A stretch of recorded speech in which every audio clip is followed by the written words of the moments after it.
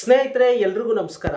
ಕಡೆಗೂ ಪೊನ್ನಿಯಿನ್ ಸೆಲ್ವನ್ ಅನ್ನೋ ಒಂದು ಮಹಾಕಥೆಯನ್ನ ಕನ್ನಡಿಗರಿಗೂ ತಲುಪಿಸಬೇಕು ಅನ್ನೋ ಒಂದು ಉದ್ದೇಶದಿಂದ ಈ ಒಂದು ಯೂಟ್ಯೂಬ್ ಚಾನೆಲ್ ಮುಖಾಂತರ ನಾನು ಸಂಚಿಕೆಗಳ ಮುಖಾಂತರ ಈಗ ಹೇಗೆ ಸ್ಟೀವ್ ಜಾಬ್ಸ್ ಅವರ ಸಂಚಿಕೆಗಳನ್ನು ನಾನು ಅಪ್ಲೋಡ್ ಮಾಡಿದ್ದೀನಿ, ಅದೇ ರೀತಿ ಪೊನ್ನಿಯಿನ್ ಸೆಲ್ವನ್ ಅನ್ನೋ ಒಂದು ಮಹಾ ಸಾಗರದ ಕಥೆಯನ್ನ ಎಪಿಸೋಡ್ಗಳ ಮುಖಾಂತರ ಇನ್ಮೇಲೆ ದಿನಾಗ್ಲೂ ಅಂತ ಹೇಳೋದಕ್ಕಾಗೋದಿಲ್ಲ, ಯಾವಾಗ ಸಮಯ ಸಿಗುತ್ತೋ ನನ್ನ ಸಮಯ ನೋಡಿಕೊಂಡು ನಾನು ಎಪಿಸೋಡ್ಗಳ ಮುಖಾಂತರ ಈ ಪೊನ್ನಿಯಿನ್ ಸೆಲ್ವನ್ ಅನ್ನೋ ಒಂದು ಮಹಾಕಥೆಯನ್ನು ಕನ್ನಡಿಗರಿಗೆ ಅಂದರೆ ನಿಮಗೆಲ್ಲ ನಾನು ತಲುಪಿಸ್ತಾ ಇದ್ದೀನಿ. ಸೊ ಹಾಗಾಗಿ ಪೊನ್ನಿಯಿನ್ ಸೆಲ್ವನ್ ಕತೆ ಬಗ್ಗೆ ಇಂಟ್ರಡಕ್ಷನ್ ವಿಡಿಯೋ ಇದೇ ಯೂಟ್ಯೂಬ್ ಚಾನಲಲ್ಲಿ ನಾನು ಅಪ್ಲೋಡ್ ಮಾಡಿದ್ದೀನಿ. ಒಂದು ವೇಳೆ ಪೊನ್ನಿಯಿನ್ ಸೆಲ್ವನ್ ಇಂಟ್ರಡಕ್ಷನ್ ವಿಡಿಯೋ ನೀವು ನೋಡಿಲ್ಲ ಅಂದರೆ ಖಂಡಿತ ಪೊನ್ನಿಯಿನ್ ಸೆಲ್ವನ್ ಇಂಟ್ರಡಕ್ಷನ್ ವಿಡಿಯೋನು ನೋಡಿ ನಂತರ ಈ ವಿಡಿಯೋ ನೋಡಿ. ಯಾಕಂತಂದರೆ ಪೊನ್ನಿಯಿನ್ ಸೆಲ್ವನ್ ಇಂಟ್ರಡಕ್ಷನ್ ವಿಡಿಯೋದಲ್ಲಿ ಪೊನ್ನಿಯಿನ್ ಸೆಲ್ವನ್ ಅಂದರೆ ಏನು, ಅದು ಯಾರು ಬರೆದಿರೋದು, ಅದರ ಲೇಖಕರು ಯಾರು, ಅಂದರೆ ಬರೆದಿರ್ತಕ್ಕಂಥ ಆ ಸಾಹಿತಿ ಹೆಸರು ಏನು, ಮತ್ತು ಅದು ಯಾವ ಸಾಮ್ರಾಜ್ಯವನ್ನು ಬೇಸಾಗಿ ಇಟ್ಕೊಂಡು ಆ ಕಥೆಯನ್ನು ಬರೆದಿದ್ದಾರೆ, ಆ ಕಥೆಯ ಹಿನ್ನೆಲೆ ಏನು, ಎಲ್ಲವನ್ನು ಕೂಡ ನಾನು ಎಕ್ಸ್ಪ್ಲೈನ್ ಮಾಡಿದ್ದೀನಿ. ನೀವು ಒಂದು ವೇಳೆ ಆ ವಿಡಿಯೋ ನೋಡಿಲ್ಲ ಅಂದರೆ ಖಂಡಿತ ಆ ವಿಡಿಯೋ ನೋಡಿ ಅಂತ ಹೇಳ್ತಾ ಈಗ ಕಥೆಯನ್ನ ಶುರು ಮಾಡೋಣ. ಸೊ ಹಾಗಿದ್ರೆ ಬನ್ನಿ ಸ್ನೇಹಿತರೆ, ನನ್ನ ಜೊತೆ ನೀವು 1000 ವರ್ಷ ಹಿಂದೆ ಚೋಳ ಸಾಮ್ರಾಜ್ಯಕ್ಕೆ ಪ್ರಯಾಣ ಮಾಡ್ತಾ ಇದ್ದೀರಾ. ನಿಮ್ಮನ್ನೆಲ್ಲ ನಾನು ಚೋಳ ಸಾಮ್ರಾಜ್ಯಕ್ಕೆ ಕರ್ಕೊಂಡು ಹೋಗ್ತಾ ಇದ್ದೀನಿ. ಬನ್ನಿ ಹಾಗಿದ್ರೆ ಚೋಳ ಸಾಮ್ರಾಜ್ಯಕ್ಕೆ ನಾವೆಲ್ಲ ಪ್ರವೇಶ ಮಾಡೋಣ. ಎಸ್, ಈಗ ಚೋಳ ಸಾಮ್ರಾಜ್ಯ ಯಾವ ಒಂದು ಪರಿಸ್ಥಿತಿಲಿ ಇದೆ ಅಂತ ನೀವು ನೋಡೋದೇ ಆದರೆ, ಚೋಳ ಸಾಮ್ರಾಜ್ಯಕ್ಕೆ ಈಗ ಪ್ರೆಸೆಂಟ್ ರಾಜ ಯಾರು ಅಂತ ನೀವು ಕೇಳಿದ್ರೆ ಸುಂದರ ಚೋಳ ಅವರು. ಎಸ್, ಸುಂದರ ಚೋಳ ಅವರೇ ಈಗ ಚೋಳ ಸಾಮ್ರಾಜ್ಯವನ್ನ ಆಳ್ವಿಕೆ ನಡೆಸ್ತಾ ಇರ್ತಕ್ಕಂತಹ ರಾಜ. ಇವ್ರಿಗೆ ಈ ಸುಂದರ ಚೋಳ ಅವ್ರಿಗೆ 3 ಜನ ಮಕ್ಕಳು. ಮೊದಲನೇ ಮಗ ಆದಿತ್ಯ ಕರಿಕಾಲನ್, ಎರಡನೇ ಮಗಳು ಕುಂದವಯ್ಯವರು. ತುಂಬಾನೇ ಒಂದು ರೀತಿ ಕುಲ ದೇವತೆ ಅಂತಾನೆ ಹೇಳ್ಬೋದು. ಚೋಳ ಸಾಮ್ರಾಜ್ಯದ ಜನರಿಗೆ ಈ ಕುಂದವಯ್ಯ ಅಮ್ಮ ಅಂದ್ರೆ ತುಂಬಾನೇ ಅಷ್ಟು ಗೌರವ, ಒಂದು ರೀತಿ ದೇವ್ರ ತರ ನೋಡ್ತಾರೆ. ಮತ್ತೆ 3ನೇ ಮಗ ಅಂದ್ರೆ ಕೊನೆ ಮಗ ನಮ್ಮ ಪೊನ್ನಿಯಿನ್ ಸೆಲ್ವನ್ ಅಥವಾ ಅರುಳ್ಮೊಳಿವರ್ಮನ್ ಅವರು. ಅಂದ್ರೆ ಇಲ್ಲಿ ನಾನು ಪೊನ್ನಿಯಿನ್ ಸೆಲ್ವನ್ ಅಂತ ಯಾತಕ್ಕೆ ಹೇಳ್ತಾ ಇದ್ದೀನಿ ಅಂದ್ರೆ ಇವರು ಹುಟ್ಟಿ ಇವ್ರ ಮಗು ಇದ್ದಾಗ ಒಂದು ಸಣ್ಣ ಘಟನೆ ನಡೆಯುತ್ತೆ. ಆ ಘಟನೆ ಬಗ್ಗೆನೂ ನಿಮಗೆ ಗೊತ್ತಿಲ್ಲ ಅಂದ್ರೆ ಅದಕ್ಕೆ ಸಂಬಂಧಪಟ್ಟಂತಹ ಹೌ ಅರುಳ್ಮೊಳಿವರ್ಮನ್ ಬಿಕೇಮ್ ಪೊನ್ನಿಯಿನ್ ಸೆಲ್ವನ್ ಅನ್ನೋ ಒಂದು ವಿಡಿಯೋವನ್ನ ಇದೇ ಯೂಟ್ಯೂಬ್ ಚಾನಲಲ್ಲಿ ನಾನು ಅಪ್ಲೋಡ್ ಮಾಡಿದ್ದೀನಿ. ಒಂದು ವೇಳೆ ನೀವು ಆ ವಿಡಿಯೋನ ನೋಡಿಲ್ಲ ಅಂದರೆ ಖಂಡಿತ ಆ ವಿಡಿಯೋನು ನೋಡಿ ಅಂತ ಹೇಳ್ತಾ, ಅಫ್ಕೋರ್ಸ್ ಆ ವಿಡಿಯೋಲಿ ಹೇಳಿರ್ತಕ್ಕಂಥ ಏನು ವಿಷಯ ಹೇಳಿದ್ದೀನಿ ಅದನ್ನು ನಾನು ಇದೇ ಕತೆ ಹೇಳಬೇಕಾದ್ರೆ ಮತ್ತೆ ಇನ್ನೊಂದ್ಸತಿ ಹೇಳ್ತೀನಿ. ಬಟ್ ಈಗ ನಿಮಗೆ ಕ್ಯೂರಿಯಾಸಿಟಿ ಇದ್ರೆ ಖಂಡಿತ ಅದನ್ನು ನೋಡಿ ಅಂತ ಹೇಳ್ತಾ, ಈಗ ಕೊನೆ ಮಗ ಯಾರು ಅಂತ ಹೇಳಿದೆ ಪೊನ್ನಿಯಿನ್ ಸೆಲ್ವನ್ ಅವರು. ಸೊ ಅವ್ರು ಹುಟ್ಟಿದಾಗ ಇಟ್ಟಂತ ಹೆಸರು ಅರುಳ್ಮೊಳಿವರ್ಮನ್ ಅಂತ. ಆದರೆ ಅವರ ಜೀವನದಲ್ಲಿ ನಡೆದಂತಹ ಒಂದು ಸಣ್ಣ ಘಟನೆ, ಅಂದರೆ ಅವರು ಚಿಕ್ಕ ಮಗು ಇದ್ದಾಗಲೇ ಒಂದು ಸಣ್ಣ ಘಟನೆ ನಡೆಯುತ್ತೆ. ಆ ಘಟನೆಯಿಂದ ಚೋಳ ಸಾಮ್ರಾಜ್ಯದ ಜನರು ಅವರಿಗೆ ಪ್ರೀತಿಯಿಂದ ಪೊನ್ನಿಯಿನ್ ಸೆಲ್ವನ್ ಅಂತ ನಾಮಕರಣ ಮಾಡ್ತಾರೆ. ಪೊನ್ನಿ ಅಂದ್ರೆ ಏನು? ಕಾವೇರಿ. ಸೆಲ್ವನ್ ಅಂದ್ರೆ ಏನು? ಮಗ. ಕಾವೇರಿಯ ಮಗ ಅನ್ನೋದನ್ನ ತಮಿಳಿನಲ್ಲಿ ಪೊನ್ನಿಯಿನ್ ಸೆಲ್ವನ್ ಅಂತ ಕರೀತಾರೆ. ಅದನ್ನೇ ನಮ್ಮ ರಾಜರಾಜ ಚೋಳ ಅಂದ್ರೆ ತಪ್ಪಾಗುತ್ತೆ. ಯಾಕಂತಂದ್ರೆ ಈ ಕತೆ ನಡೆಯುವಂತ ಸಂದರ್ಭದಲ್ಲಿ ಇನ್ನೂ ನಮ್ಮ ರಾಜರಾಜ ಚೋಳ ಅವರು ಆಗಿಲ್ಲ, ಅಂದ್ರೆ ಅವ್ರು ಇನ್ನೂ ಕಿಂಗ್ ಆಗಿಲ್ಲ, ಇನ್ನೂ ಕೂಡ ಅವರು ಒಂದು ಯುವರಾಜರಾಗೇ ಇದ್ದಾರೆ. ಅವರು ಈಗ ಪ್ರೆಸೆಂಟ್ ಎಲ್ಲಿದ್ದಾರೆ ಅಂತ ಕೇಳಿದ್ರೆ ಚೋಳ ಸಾಮ್ರಾಜ್ಯ ಆಳ್ವಿಕೆ ನಡೆಸ್ತಾ ಇರ್ತಕ್ಕಂತಹ ಶ್ರೀಲಂಕಾ, ಅಂದ್ರೆ ಇನ್ನು ಶ್ರೀಲಂಕಾ ಅರ್ಧ ಭಾಗವನ್ನ ಚೋಳ ಸಾಮ್ರಾಜ್ಯದವರು ಆಳ್ವಿಕೆ ಅಂದ್ರೆ ಅದನ್ನ ಆಕ್ರಮಿಸ್ಕೊಂಡು ಆಳ್ವಿಕೆ ನಡೆಸ್ತಾ ಇಲ್ಲ, ಇನ್ನು ಅದನ್ನ ಆಕ್ರಮಿಸ್ಕೊಂಡಿದ್ದಾರೆ. ಇನ್ನೂ ಕೂಡ ಅಲ್ಲಿ ಯುದ್ಧ ಬರುತ್ತೋ ಇಲ್ವೋ ಅನ್ನೋ ಒಂದು ಸಿಚುಯೇಷನ್, ಅಲ್ಲಿರ್ತಕ್ಕಂತಹ ರಾಜ ಕೂಡ ಯಾವಾಗ ಯುದ್ಧಕ್ಕೆ ಮತ್ತೆ ಬರ್ತಾನೆ ಅನ್ನೋ ಒಂದು ಸಿಚುಯೇಷನ್. ಸೊ ಹಾಗಾಗಿ ನಮ್ಮ ಪೊನ್ನಿಯಿನ್ ಸೆಲ್ವನ್ ಅವರು ಇನ್ನೂ ಈಗ ಇಲಂಗೈ ಅಂತಾರೆ ತಮಿಳಿನಲ್ಲಿ ಶ್ರೀಲಂಕನ. ಸೊ ಈ ಲಂಕೆಯಲ್ಲಿ ನಾವು ಲಂಕೆ ಅಂತ ಹೇಳ್ಕೊಂಡು ನಾವು ಕಥೆಯನ್ನ ಮುಂದುವರ್ಸೋಣ ಸ್ನೇಹಿತರೆ. ನಾನು ನಿಮ್ಗೆ ಲಂಕೆ ಅಂತ ಹೇಳ್ತಾ ಇರ್ತೀನಿ, ಸೊ ನೀವು ಅರ್ಥ ಮಾಡ್ಕೊಳ್ಳಿ. ಸೊ ಈಗ ಲಂಕೆಯಲ್ಲಿ ನಮ್ಮ ಅರುಳ್ಮೊಳಿವರ್ಮನ್ ಅಥವಾ ಪೊನ್ನಿಯಿನ್ ಸೆಲ್ವನ್ ಅವರು ಇದ್ದಾರೆ. ಅಲ್ಲಿ ಏನಕ್ಕಿದ್ದಾರೆ ಅಂದ್ರೆ ಅದೇ ಇವಾಗ ಯುದ್ಧ ಬರುತ್ತೆ, ಯುದ್ಧ ಯಾವಾಗ ಬೇಕಾದ್ರೂ ಬರ್ಬೋದು. ಸೊ ಅಲ್ಲಿ ಇವರು ಕಮಾಂಡರ್ ಆಗಿ ಕೆಲಸ ಮಾಡ್ತಾ ಇದ್ದಾರೆ. ಅಂದ್ರೆ ಅಲ್ಲಿರ್ತಕ್ಕಂಥ ಸೈನಿಕರಿಗೆ ಇವರೇ ಕಮಾಂಡ್ರು, ದಳಪತಿ, ಸೇನಾಧಿಪತಿ ಅಂತಾನು ನೀವು ಅನ್ಕೋಬಹುದು. ಸೊ ಇದು ಸಿಚುಯೇಷನ್. ಸರಿ, ಇವಾಗ ಮೊದಲಿಂದ ಇನ್ನೊಂದ್ಸತಿ ಹೇಳ್ತೀನಿ, ಸರಿಯಾಗಿ ಕೇಳಿಸ್ಕೊಳ್ಳಿ ಸ್ನೇಹಿತರೆ. ಸುಂದರ ಚೋಳ ಅವರು ಪ್ರೆಸೆಂಟ್ ಚೋಳ ಸಾಮ್ರಾಜ್ಯವನ್ನ ಆಳ್ವಿಕೆ ನಡೆಸ್ತಾ ಇರ್ತಕ್ಕಂತಹ ರಾಜ. ಈ ಸುಂದರ ಚೋಳ ಅವ್ರಿಗೆ 3 ಜನ ಮಕ್ಕಳು. ಮೊದಲನೇ ಮಗ ಆದಿತ್ಯ ಕರಿಕಾಲನ್, ಎರಡನೇ ಅವರು ಮಗಳು ಕುಂದವೈ ಪಿರಾಟಿಯಾರ್ ಅಂತಾರೆ ಫುಲ್ ನೇಮು. ಫುಲ್ ನೇಮ್ ತಿಳ್ಕೊಂಡಿಲ್ಲ ಅಂದ್ರೂ ಪರವಾಗಿಲ್ಲ, ಕುಂದವೈ ಅಂತ ತಿಳ್ಕೊಳ್ಳಿ ಸಾಕು, ಯಾಕಂದರೆ ನಿಮಗೆ ಕನ್ಫ್ಯೂಸ್ ಆಗುತ್ತೆ. ಮತ್ತು ಮೂರನೇ ಅವರು ಮಗ, ಕೊನೆ ಮಗ ನಮ್ಮ ಅರುಳ್ಮೊಳಿವರ್ಮನ್ ಅಥವಾ ಪೊನ್ನಿಯಿನ್ ಸೆಲ್ವನ್ ಅಂತ ನಾವೇನು ಕರಿತೀವಿ, ಅವರೇ ಕೊನೆ ಮಗ. ತುಂಬಾ ಪ್ರೀತಿಯ ಮಗ ಇವರು. ಚೋಳ ಸಾಮ್ರಾಜ್ಯದ ಜನರಿಗೆಲ್ಲ ತುಂಬಾ ಇಷ್ಟವಾದಂಥವ್ರು, ತುಂಬಾ ಇಷ್ಟವಾದಂಥವ್ರು. ಅಷ್ಟು ಪ್ರೀತಿಯಿಂದ ತುಂಬಾ ಅಭಿಮಾನ ಇಟ್ಕೊಂಡಿರ್ತಾರೆ ಚೋಳ ಸಾಮ್ರಾಜ್ಯದ ಜನರು ಇವ್ರ ಮೇಲೆ, ಅರುಳ್ಮೊಳಿವರ್ಮನ್ ಅವ್ರ ಮೇಲೆ.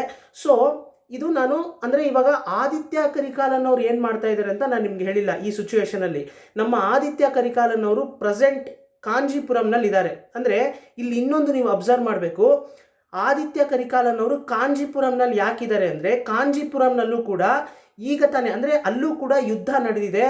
ಯಾವಾಗ ಬೇಕಾದರೂ ಯುದ್ಧ ಬರ್ಬೋದು. ಮತ್ತು ಅಲ್ಲಿ ತುಂಬ ಯುದ್ಧ ನಡೆದಿರೋದ್ರಿಂದ ಅವ್ರಿರ್ತಕ್ಕಂಥ ಅರಮನೆ ಕೂಡ ಅಷ್ಟೊಂದು ಅಂದರೆ ಅವ್ರಿರ್ತಕ್ಕಂಥ ಅರಮನೆ ಅಲ್ಲಲ್ಲಿ ಒಂದು ರೀತಿ ರಿನೋವೇಟ್ ಮಾಡಿಸಿ ಮತ್ತು ರಿಪೇರಿ ಆಗಿರೋ ಜಾಗದಲ್ಲೆಲ್ಲ ಸ್ವಲ್ಪ ಅಲ್ಲಲ್ಲಿ ಸ್ವಲ್ಪ ಪೇಂಟ್ ಹೊಡಿಸಿ ಅಲ್ಲಿ ಇಲ್ಲಿ ಸ್ವಲ್ಪ ರಿನೋವೇಟ್ ಮಾಡಿಸಿ ಆ ರೀತಿಯಾದಂಥ ಅರಮನೆಯಲ್ಲಿ ಅವರು ವಾಸ ಮಾಡ್ತಾ ಇದ್ದಾರೆ ಅವರ ತಾತನ ಜೊತೆ. ಅವರ ತಾತನ ಹೆಸರು ತಿರುಕೋಯಿಲೂರು ಮಲೈಮಾನ್ ಅಂತ.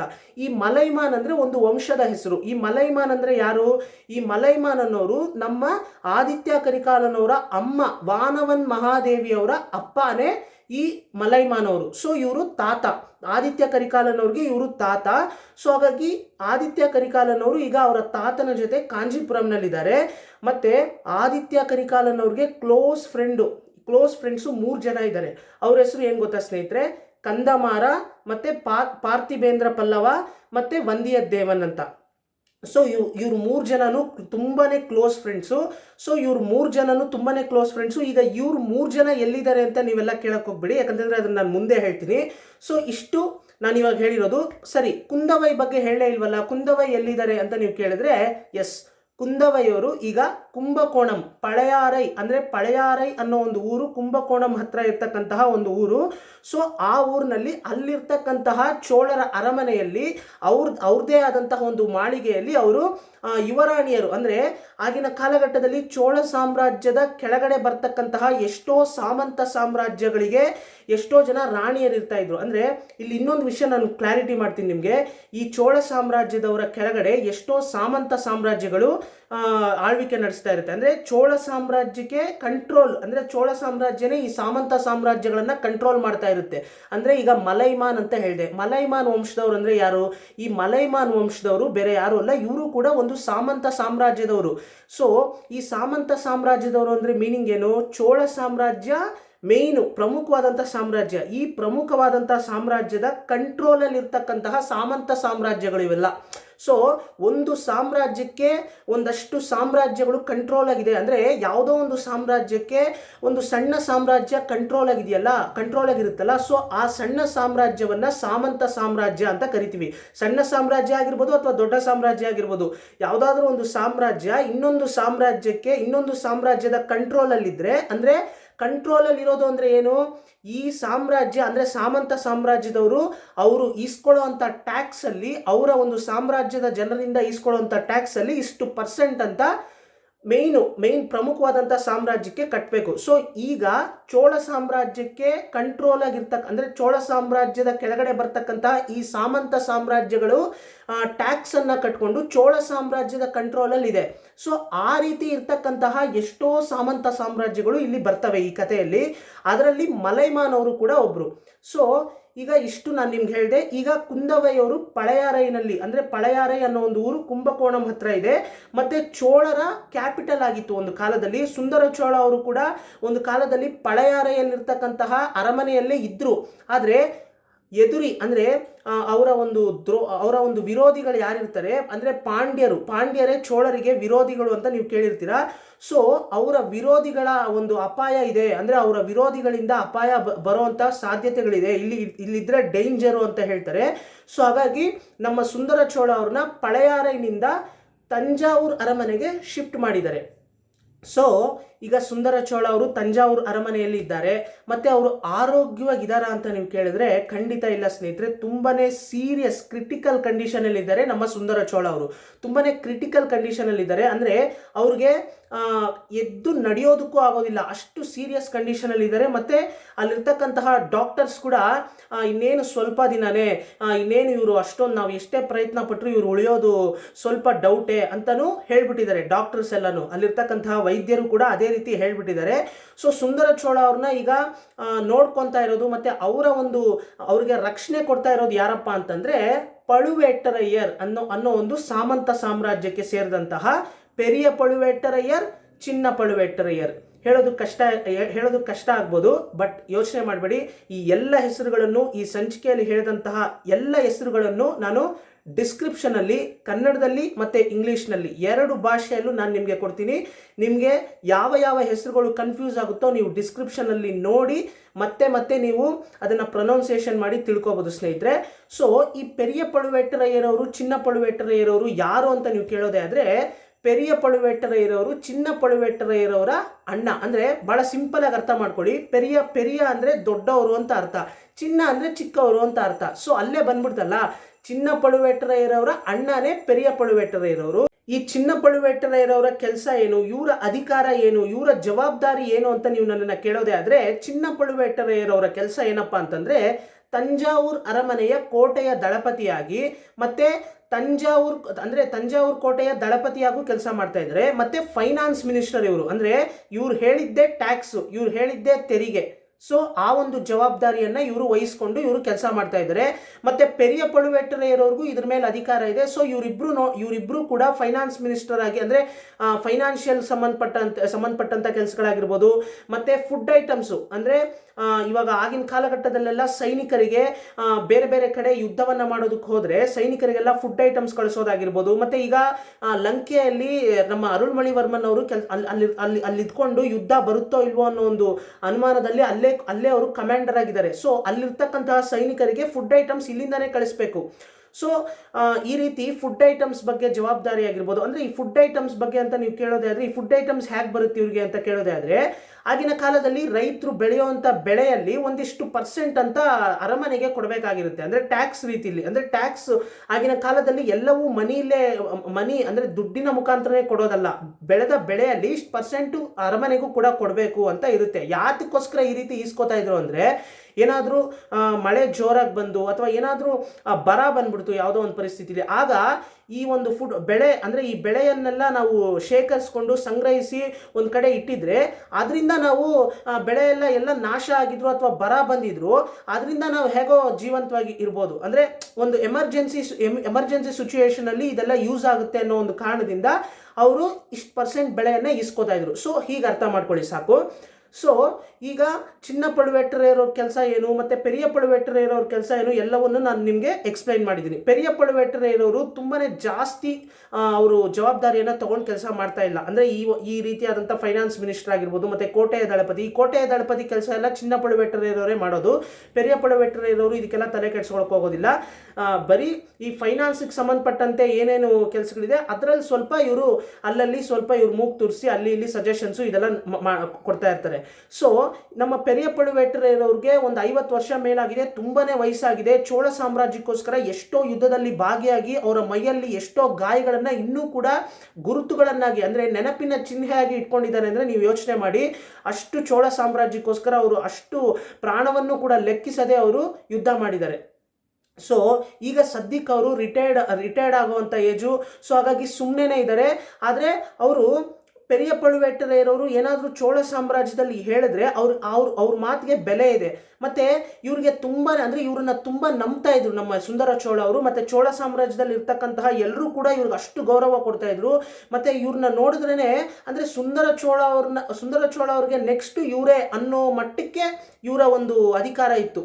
ಸೊ ಯಾಕೆ ಈ ರೀತಿ ಇತ್ತು ಅಂತಂದ್ರೆ ಇದಕ್ಕೆ ಇನ್ನೊಂದು ರೀಸನ್ ಇದೆ ಸ್ನೇಹಿತರೆ. ಪಳುವೇಟ್ಟರಯ್ಯರವರ ಸಾಮಂತ ಸಾಮ್ರಾಜ್ಯದವ್ರು ಏನಿದ್ದಾರೆ, ಈ ಈ ಫ್ಯಾಮಿಲಿ ಜೊತೆ ನಮ್ಮ ಸುಂದರ ಚೋಳ ಅವರು ಅಂದರೆ ಚೋಳರು ಹೆಣ್ಣನ್ನು ಕೊಟ್ಟು ಮತ್ತೆ ಹೆಣ್ಣನ್ನು ತಗೊಳ್ಳೋದು, ಅಂದರೆ ಈ ರೀತಿಯಾದಂಥ ಸಂಬಂಧ ಇತ್ತು. ಅಂದರೆ ಇಲ್ಲಿಂದ ಹೆಣ್ಣನ್ನು ಕೊಡ್ತಾ ಇದ್ರು ಮತ್ತೆ ಅಲ್ಲಿಂದನೂ ಹೆಣ್ಣನ್ನು ತಗೋತಾ ಇದ್ರು. ಸೊ ಈ ರೀತಿ ತಗೊಳ್ಳೋದು ಅಂದರೆ ಮದುವೆ ಮಾಡ್ಕೊಡೋದು ಮತ್ತೆ ಅವರು ಇವ್ರಿಗೆ ಮದುವೆ ಮಾಡ್ಕೊಡೋದು, ಈ ರೀತಿಯಾದಂಥ ಸಂಬಂಧ ಇತ್ತು. ಸೊ ಹಾಗಾಗಿ ಒಳ್ಳೆ ರಿಲೇಷನ್ಶಿಪ್ ಇತ್ತು. ಸೊ ಇಷ್ಟನ್ನು ನಾನು ಹೇಳಿದ್ದೀನಿ. ಇವಾಗ ಮೊದಲಿಂದ ಒಂದ್ಸತಿ ರಿಕ್ಯಾಪ್ ಮಾಡ್ತೀನಿ, ಸರಿಯಾಗಿ ಕೇಳಿಸ್ಕೊಳ್ಳಿ.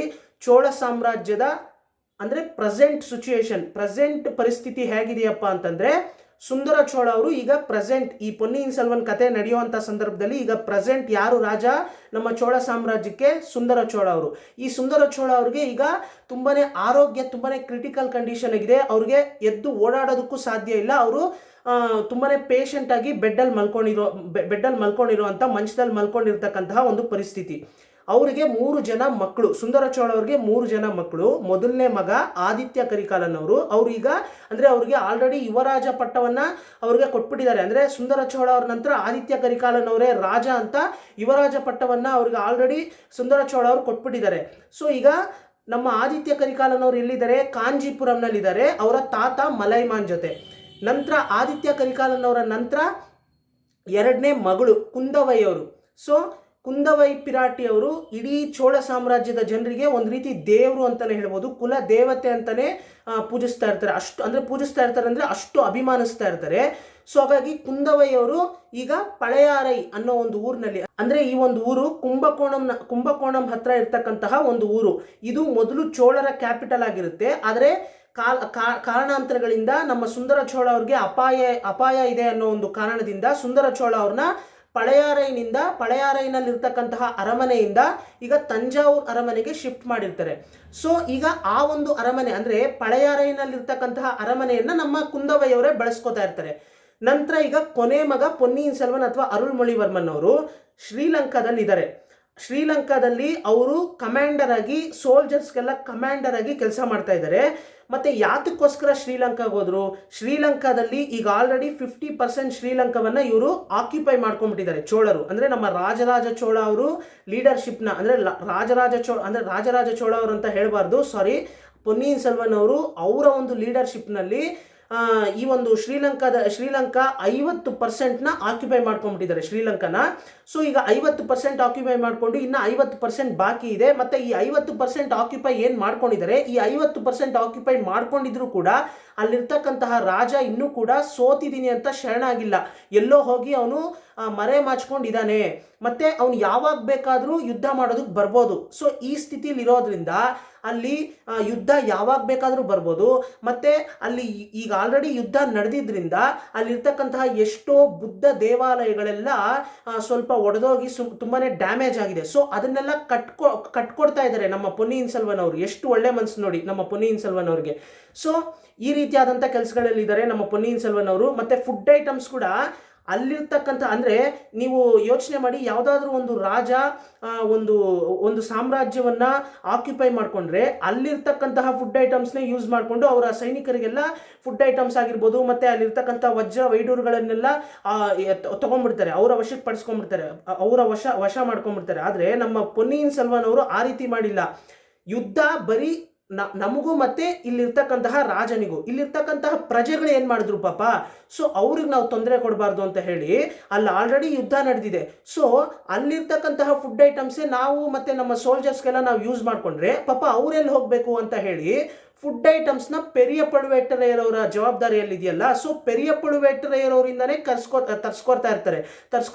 ಸೊ ಇದರಿಂದ ನಮ್ಮ ಪಳುವೇಟರೆಯರವರು ಕೂಡ, ಅಂದರೆ ಪಳುವೇಟರೆಯರವ್ರ ಫ್ಯಾಮಿಲಿ ಕೂಡ, ಅಂದರೆ ಪೆರಿಯ ಪಳುವೇಟರೆಯರವರು ಮತ್ತು ಚಿನ್ನ ಪಳುವೇಟರೆಯರವರು ಕೂಡ ಇದ್ರ ಬಗ್ಗೆ ಸ್ವಲ್ಪ ಅಸಮಾಧಾನವನ್ನು ವ್ಯಕ್ತಪಡಿಸ್ತಾ ಇರ್ತಾರೆ. ಅಂದರೆ ಏನು ಈ ಮನುಷ್ಯ ಈ ರೀತಿ ವಿಚಿತ್ರವಾಗಿ ಆಡ್ತಾರಲ್ಲ, ಅಂದರೆ ಅಲ್ಲಿರ್ತಕ್ಕಂತಹ ಫುಡ್ ಐಟಮ್ಸ್ನೇ ಇವ್ರು ಯೂಸ್ ಮಾಡ್ಕೋಬೇಕು, ಇವರು ನಮ್ಮ ಹತ್ರನೇ ಫುಡ್ ಐಟಮ್ಸ್ ಕೇಳ್ತಾರಲ್ಲ, ಯಾವ ಸಾಮ್ರಾಜ್ಯವನ್ನ ಇವರು ಆಕ್ಯುಪೈ ಮಾಡ್ಕೊಂಡ್ರು ಅಲ್ಲಿರ್ತಕ್ಕಂತಹ ಫುಡ್ ಐಟಮ್ಸ್ ತಾನೇ ಇವ್ರು ಯೂಸ್ ಮಾಡಿಕೊಂಡು ಅವರ ಸೈನಿಕರಿಗೆ ಕೊಡಬೇಕು. ಇವ್ರು ನೋಡಿದ್ರೆ ನಮ್ಮ ಹತ್ರನೇ ಫುಡ್ ಐಟಮ್ಸ್ ಇಲ್ಲಿಂದಾನೇ ಕೊಡಿ ಅಂತ ಹೇಳ್ತಾರಲ್ಲ.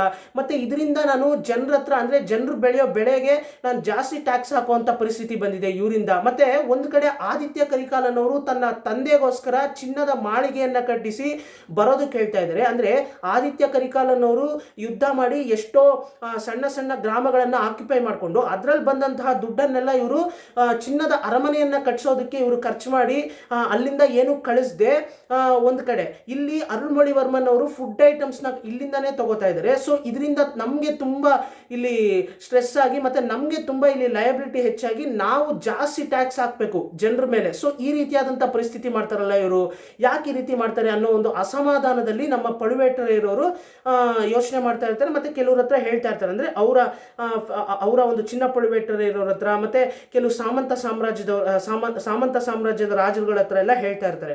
ಸೊ ಇದು ಸಿಚುಯೇಷನ್ನು. ಸೊ ಹೀಗಿರ್ತಕ್ಕಂತಹ ಸಿಚುಯೇಷನಲ್ಲಿ ಏನು ನಡೆಯುತ್ತೆ ಮತ್ತು ಕತೆ ಹೇಗೆ, ಅಂದರೆ ಈಗಿರ್ತಕ್ಕಂಥ ಸಿಚುಯೇಷನ್ನು ಹೇಗೆ ಕತೆ ಸ್ಟಾರ್ಟ್ ಆಗುತ್ತೆ, ಮತ್ತು ನಮ್ಮ ಆದಿತ್ಯ ಕರಿಕಾಲನವ್ರಿಗೆ 3 ಜನ ಬೆಸ್ಟ್ ಫ್ರೆಂಡ್ಸ್ ಇದ್ದಾರೆ ಅಂತ ನಾನು ನಿಮ್ಗೆ ಹೇಳಿದೆ. ಸೊ ಆ 3 ಜನ ಬೆಸ್ಟ್ ಫ್ರೆಂಡ್ಸಲ್ಲಿ ಒಬ್ಬ ಯಾರು ಕಂದಮಾರನ್, ಇನ್ನೊಬ್ಬರು ಪಾರ್ಥಿಬೇಂದ್ರ ಪಲ್ಲವನ್, ಮೂರನೇವರಂತಲ್ಲ ಇನ್ನೊಬ್ಬರು ವಂದ್ಯದೇವನವರು. ಸೊ ಇವರು 3 ಜನದಲ್ಲಿ ಒಂದು ಕ್ಯಾರೆಕ್ಟರು ಇಡೀ ಕತೆಗೆ ತುಂಬಾ ಮುಖ್ಯವಾದಂಥ ಕ್ಯಾರೆಕ್ಟರು. ಅವ್ರು ಯಾರು ಅಂತ ನೀವು ಗೆಸ್ ಮಾಡ್ತಾ ಇರಿ. ಮುಂದಿನ ಸಂಚಿಕೆಯಲ್ಲಿ ಕಥೆಯನ್ನು ಪ್ರಾರಂಭ ಮಾಡ್ತಾ ಇದ್ದೀನಿ. ಈಗ ನಾನು ಆಲ್ರೆಡಿ ಹೇಳಿದ್ದು ಪೊನ್ನಿಯಿನ್ ಸೆಲ್ವನ್ ಅನ್ನೋ ಒಂದು ಕತೆ ನಡಿಬೇಕಾದ್ರೆ ಚೋಳ ಸಾಮ್ರಾಜ್ಯದ ಪರಿಸ್ಥಿತಿ ಬಗ್ಗೆ ನಾನು ಈ ಒಂದು ಸಂಚಿಕೆಯಲ್ಲಿ ಎಕ್ಸ್ಪ್ಲೈನ್ ಮಾಡಿದ್ದೀನಿ.